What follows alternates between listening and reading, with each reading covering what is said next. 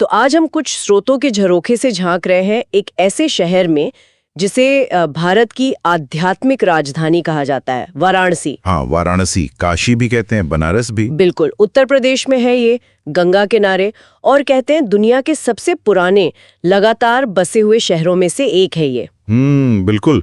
और ये जो स्रोत हैं हमारे पास, इनमें शहर की कई परतें खुलती हैं।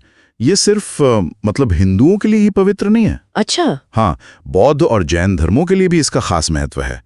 और पौराणिक कथाएं तो ये कहती हैं कि खुद भगवान शिव ने इस शहर को बसाया था। वाह। और बनारस की बात हो तो मतलब गंगा और घाटों का जिक्र तो सबसे पहले आता है ना? हाँ बिल्कुल। स्रोत बताते हैं कि आप सोचिए 80 से ज्यादा घाट हैं वहाँ। 80 से ज्यादा? जी। हर घाट की अपनी कहानी, अपना एक अलग माहौल। जैसे वो दशाश्वमेध घाट है। हाँ, वहाँ की गंगा आरती रोज शाम को होती है ना? जी। सुना है बहुत भव्य होती है। बहुत।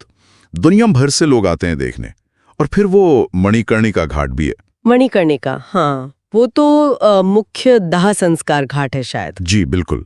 और स्रोतों में ना इस बात पर काफी जोर है कि ये घाट सिर्फ पूजा पाठ की जगह नहीं है।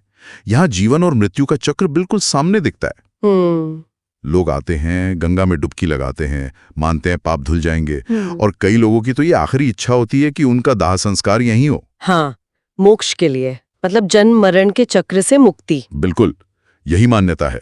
तो ये घाट एक तरह से शहर के सामाजिक और आध्यात्मिक दोनों ताने बाने का हिस्सा है। और इसका इतिहास कितना पुराना है? स्रोत बताते हैं कि ऋग्वेद तक में इसका उल्लेख है। हाँ, ऋग्वेद में काशी का जिक्र। और सोचिए, भगवान बुद्ध ने ज्ञान पाने के बाद अपना पहला उपदेश भी तो यहीं पास में दिया था, सारनाथ में। हाँ जी, सारनाथ।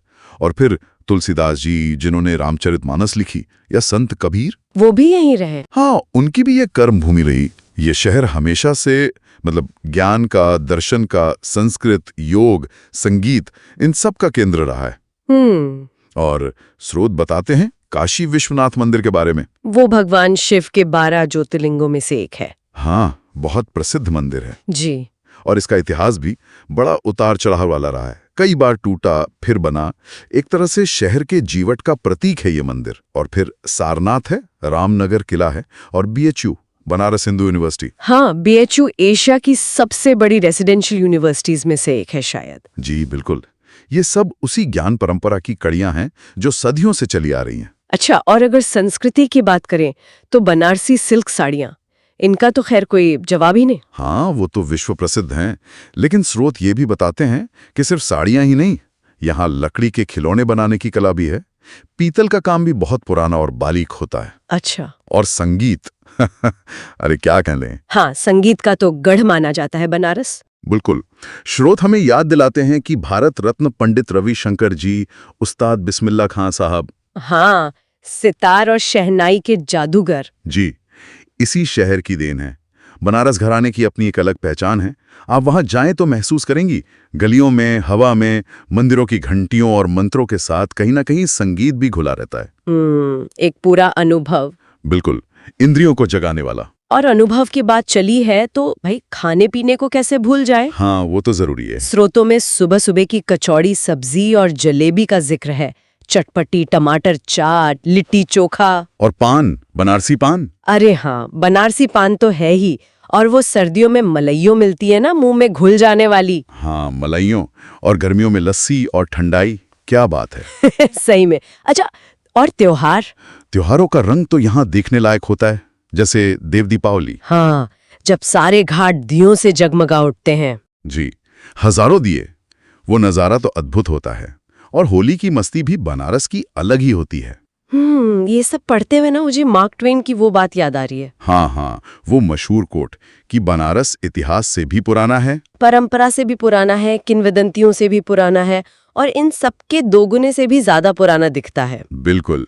ये लाइनें सच में शहर की उस गहराई और निरंतरता को पकड़ लेती हैं। लगता है जैसे समय यहाँ आकर थोड़ा ठहर सा गया हो। तो इस स्रोतों के आधार पर हम यही कह सकते हैं कि वाराणसी सिर्फ एक शहर या एक जगह नहीं है। नहीं, बिल्कुल नहीं। ये अपने आप में एक पूरा अनुभव है।